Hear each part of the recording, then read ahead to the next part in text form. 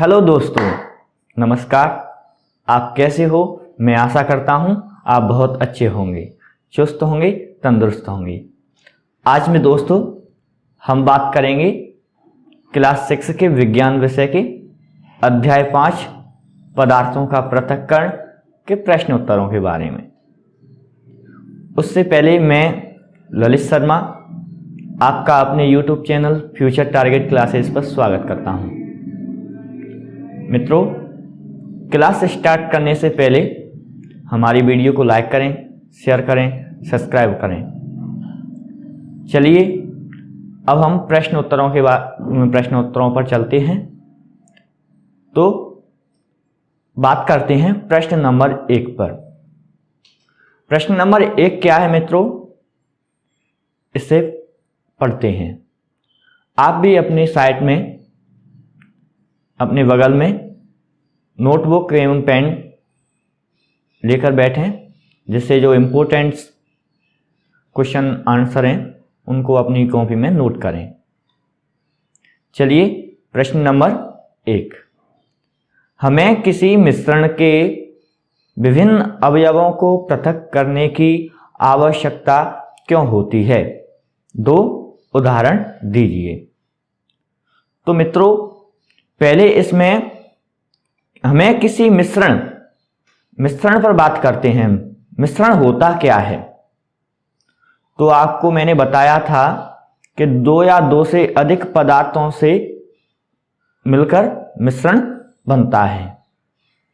जैसे आप उदाहरण ले सकते हैं अनाजों में गेहूं में मिश्रण में गेहूं लिए थे, परंतु इसमें मित्रों यह एक मिश्रण है। किस प्रकार? इसमें भूसा भी है, कंकड़ भी है, पत्थर भी है और गेहूं भी है। तो यह एक मिश्रण बन गया। अगर हम भूसे, पत्थर, कंकड़ और गेहूं को अलग कर देते हैं तो यह सभी अवयव कहलाते हैं। ठीक है मित्रों, आप मिश्रण समझिए।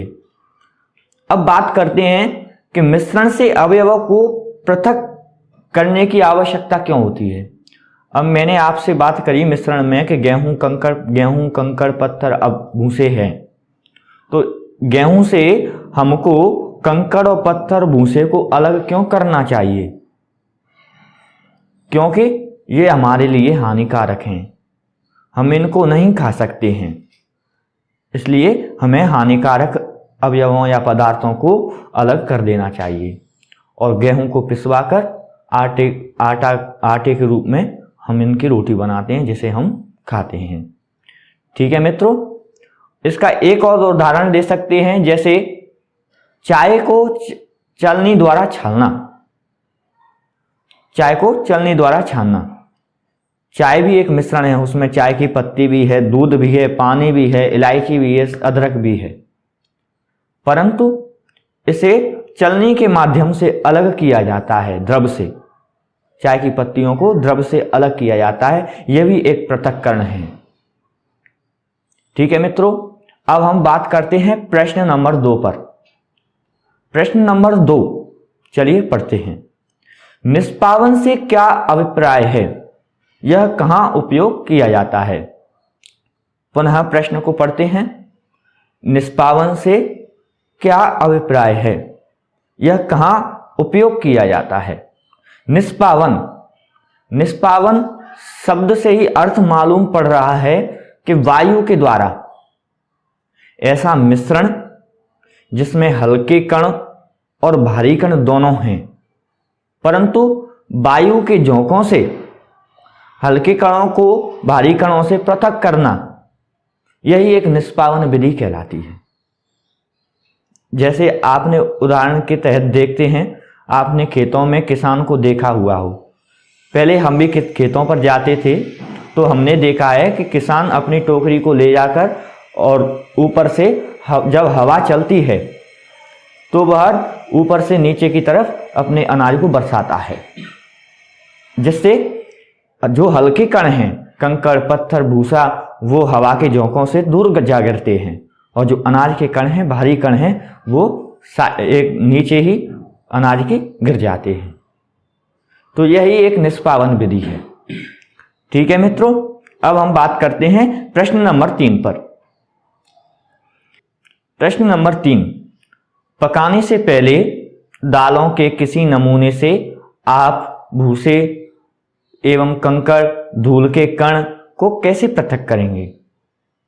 तो मित्रों, हमने चैप्टर में पढ़ा था, 2 विधियों के बारे में हमने चैप्टरों में पढ़ा था। एक तो चालन विधि थी और एक अवसाधन विधि।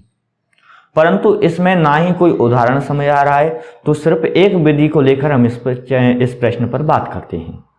हम लेते हैं चालन विधि को या हस्तचयन विधि पर।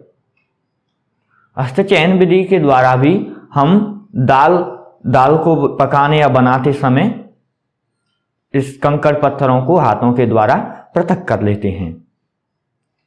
ठीक है मित्रों, और एक अवसाधन विधि। अवसाधन विधि क्या है? जैसे आपने एक पात्र में बर्तन में पानी ले लिया और उसमें जो मिश्रण है, दाल का मिश्रण है, उसमें कंकड़ पत्थर धूल के कण चिपटे हुए हैं दाल से, तो उसे भी पानी में डाल देते हैं। परंतु जैसे ही दाल को पानी में डाला जाएगा तो दाल के ऊपर जो चिपके हुए कंकड़ पत्थर धूल के कण थे वो पानी की सतह में ऊपर आ जाएंगे और जो दाल के भारी कण हैं वो तलहटी में जाकर बैठ जाएंगे। तो यह भी एक अवसाधन विधि है। परंतु जो पानी के ऊपरी सतह पर जो कंकड़ पत्थर एवं धूल आ जाएगी और उस पानी को थोड़ा सा बर्तन को टेढ़ा कर और पानी को निकाल देते हैं, जिससे हमारी जो दाल है वो साफ हो जाती है। अब मित्रों बात करते हैं प्रश्न नंबर 4 के ऊपर। प्रश्न नंबर 4 क्या है? चालन से क्या अभिप्राय है? यह कहाँ उपयोग होता है? चालन का मतलब है मित्रों चालन, चलनी।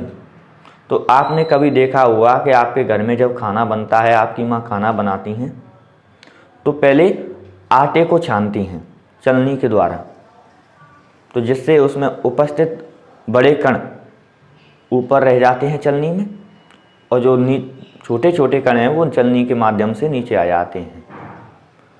तो चालन क्या करता है कि बड़े कणों को छोटे कणों से पृथक करता है, अलग करता है। तो इसकी परिभाषा दे सकते हैं अपन, किसी मिश्रण पदार्थ को जब चलनी के द्वारा गुजारा जाता है तो चलनी बड़े कणों को छोटे कणों से पृथक करने का कार्य करती है। इसी विधि को हम चालन विधि कहते हैं। ठीक है मित्रों?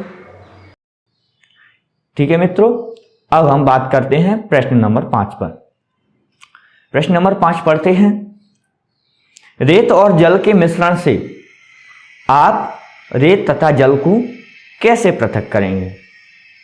मान लीजिए मित्रों आपके पास रेत और जल दोनों का मिश्रण है, परंतु इन दोनों को आप कैसे पृथक करेंगे? चलिए हम आपको क्रियाकलाप के द्वारा इस प्रश्न का उत्तर देते हैं। तो मान लीजिए आपके पास एक बर्तन है और बर्तन में आपने रेत और जल का मिश्रण डाल दिया। आप कुछ समय तक उसे एक स्थान पर रखे रहने दें। आप देखेंगे कि जो रेत के भारी कण हैं वो जाकर बर्तन की तलहटी में जम गए हैं, नीचे बैठ गए हैं, और जो स्वच्छ जल है वह ऊपर सतह पर आ गया है। आप थोड़ा सा उस बर्तन को टेढ़ा कर दूसरे बर्तन में अपने साफ पानी को ले सकते हैं और जो बचे हुए जो हानिकारक एवं अपशिष्ट पदार्थ है उसे आप फेंक भी सकते हैं। इस प्रकार हमारा रेत और जल के मिश्रण को पृथक कर सकते हैं। ठीक है मित्रों, अब बात करते हैं प्रश्न नंबर 6 पर। प्रश्न नंबर 6 पर पढ़ते हैं, आटे और चीनी के मिश्रण से क्या चीनी को पृथक करना संभव है? अगर हां तो आप इसे कैसे करेंगे? तो मित्रों आपको पता है कि आटे और चीनी को कैसे पृथक कर सकते हैं? अगर नहीं पता है तो चलिए आज मैं आपको बताता हूं। आटे और चीनी का मिश्रण आपके पास है आटा भी है और चीनी भी है, उसमें एक मिश्रण है, उसे आप किस प्रकार अलग करेंगे? तो सीधी सी बात है, इसे चालन विधि के द्वारा हम पृथक कर सकते हैं। आपने एक चलनी ली और उसमें उस मिश्रण को डाल दिया। आप जैसे ही चलनी में उस मिश्रण को डालेंगे और चलनी को थोड़ा सा हिलाएंगे तो जो आटे के बारीक कण हैं वो नीचे आ जाएंगे और जो चीनी के मोटे कण हैं वो चलनी में ऊपर रह जाएंगे। तो इस प्रकार आटा और चीनी दोनों पृथक हो गई। तो यह चालन विधि के द्वारा भी इसे पृथक किया जा सकता है। अब बात करते हैं प्रश्न नंबर 7 पर। पंकिल जल के किसी नमूने से आप स्वच्छ जल कैसे प्राप्त करेंगे? मान लीजिए आपके पास गंदा जल है, गंदा पानी है, उसमें मिट्टी कीचड़ मिली हुई है जल में, तो आप उससे स्वच्छ जल कैसे प्राप्त करेंगे? तो आपको क्या करना है, आपको एक कपड़ा लेना है जिसमें बारीक छिद्र हों और उस कपड़े को दोनों तरफ से पकड़कर और उसमें इस जल के जो मिश्रण है, पंकिल जल है, उसे डाल देते हैं। आप कुछ देर बाद देखेंगे कि जो जल है, स्वच्छ जल है, वह नीचे एक बर्तन में आ जाएगा और जो कीचड़ है वह कपड़े में रह जाएगी और फिर पुनः फिल्टर या आरओ मशीन के द्वारा इस जल को स्वच्छ किया जा सकता है। ठीक है मित्रों, अब बात करते हैं प्रश्न नंबर 8 पर। रिक्त स्थानों को भरिए। रिक्त स्थानों को भरिए प्रश्न नंबर 8 में पहला ही प्रश्न है क। धान के दानों को डंडियों से पृथक करने की विधि को कहते हैं। तो मित्रों, इस विधि को थ्रेसिंग कहते हैं। मैंने आपको बताया था कि गांव में जब फसल पककर तैयार होती है तो गांव में एक खेतों पर एक मैदान बना लेते हैं, खिरान कहते हैं इसे। तो उसमें एक लकड़ी का या पत्थर का टुकड़ा रख लेते हैं और जिसके ऊपर उस जो फसल का गट्ठर होता है तो उसे देते हैं, मारते हैं उस पत्थर, तो जिससे जो दाने अगल हो जाते हैं और डंडी अगल हो जाती है, भूसा अगल हो जाता है। इसे ही थ्रेसिंग विधि कहते हैं, या मशीनों के भी, आजकल मशीनों के द्वारा भी इस विधि का प्रयोग किया जा रहा है। ठीक है मित्रों, अब बात करते हैं प्रश्न ख पर। किसी एक कपड़े पर दूध को उड़ेलते हैं तो मलाई उस पर रह जाती है, पृथक्करण की यह प्रक्रिया कहलाती है। तो ये मित्रों, यह प्रक्रिया निस्यंदन विधि कहलाती है। निस्यंदन विधि, जैसे मैंने आपको बताया कि एक कपड़ा लीजिए, उसमें दूध को डाल दीजिए, जो दूध का द्रवीय रूप है वो नीचे एक पात्र में आ जाएगा और मलाई ऊपर रह जाएगी। तो यह एक निस्यंदन विधि है। प्रश्न ग पर बात करते हैं। समुद्र के जल से नमक बाष्पन प्रक्रिया के द्वारा प्राप्त किया जाता है। किस प्रकार? आपने देखा होगा कि समुद्र के किनारे बड़े बड़े गड्ढे खोद दिए जाते हैं, इसमें समुद्र के जल को भर दिया जाता है। जब सूर्य का प्रकाश पड़ता है दिन के समय तो वह जल बाष्पित होकर ऊपर चला जाता है और नमक नीचे रह जाता है। तो ये क्या प्रक्रिया हो? यह विधि बाष्पन विधि हो। बाष्पन विधि के द्वारा हम नमक प्राप्त करते हैं। अब प्रश्न घ पर बात करते हैं। जब पंकिल जल को पूरी रात एक बाल्टी में भर रख दिया जाता है तो अशुद्धियां तलहटी में बैठ जाती हैं। इसके पश्चात स्वच्छ जल को ऊपर से पृथक कर लेते हैं। इसमें उपयोग होने वाली पृथक्करण की प्रक्रिया को कहते हैं। तो मित्रों, इसे निस्तारण विधि के द्वारा पृथक किया जाता है। निस्तारण विधि द्वारा मैंने आपको बताया था कि जो अशुद्धियां हैं, भारी कण हैं, वो नीचे तलहटी में बैठ जाते हैं और ऊपर स्वच्छ जल आ जाता है। जैसे थोड़ा सा बर्तन को टेढ़ा कर कर और एक बर्तन में इस जल को ले लेते हैं, तो यह निस्तारण विधि कहलाती है। प्रश्न 9 पर बात करते हैं। इसमें आते हैं सत्य और असत्य। चलें मित्रों, बात करते हैं प्रश्न नंबर 9 के क पर। दूध और जल के मिश्रण को निस्यंदन द्वारा पृथक किया जा सकता है? तो मित्रों बिल्कुल नहीं, क्योंकि जल दूध में घुलनशील है, पूरी तरह घुल जाता है, तो इसके द्वारा निस्यंदन के द्वारा पृथक नहीं किया जा सकता, तो बिल्कुल असत्य। प्रश्न नंबर ख पर बात करते हैं। नमक तथा चीनी के मिश्रण को निष्पावन द्वारा पृथक कर सकते हैं? तो बिल्कुल नहीं मित्रों, असत्य, क्योंकि निष्पावन वायु के द्वारा होता है और नमक तथा चीनी के मिश्रण को वायु के द्वारा पृथक नहीं किया जा सकता। प्रश्न नंबर ग पर बात करते हैं। चाय की पत्तियों को चाय से पृथक्करण निस्यंदन क्रिया द्वारा किया जा सकता है? तो बिल्कुल असत्य। चाय की पत्तियों को चाय से पृथक्करण को निस्यंदन द्वारा नहीं किया जा सकता है।